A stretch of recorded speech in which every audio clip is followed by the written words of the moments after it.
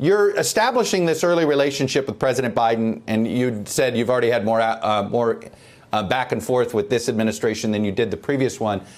I assume, though, that after this, you've got to start lobbying this administration for climate money and for different and mitigation things. I mean, is this something that you expect to have a relationship with the Biden team this way because of the needs Miami's going to have over the next 5 years?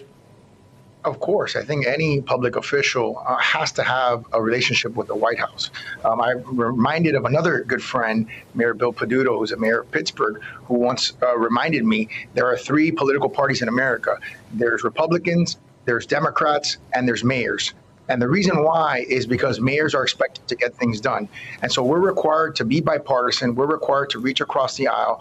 On climate in particular, which is the issue that you highlighted, the president, when he was president-elect, in a call that I had with the Conference of Mayors that I'm going to become the president of in January of next year, already looked to me and to other mayors for advice and guidance on how to prepare a climate infrastructure bill. So I think it's imperative that we continue to have a strong relationship with the White House, because, as you said, mayors are on the front line, and they're the ones that can guide a federal policy the most effectively to help our residents, and the president understands that.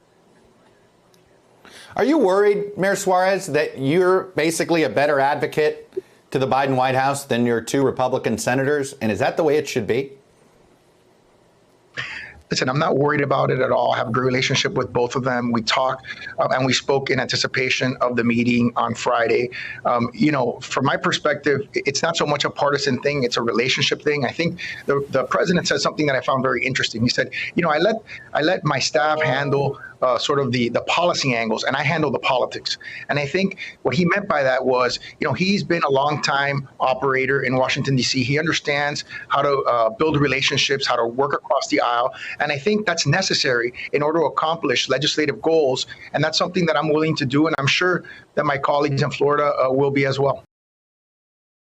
Hey, thanks for watching our YouTube channel. You should know that you can follow today's top stories and breaking news and catch up on your favorite MSNBC shows all in one place.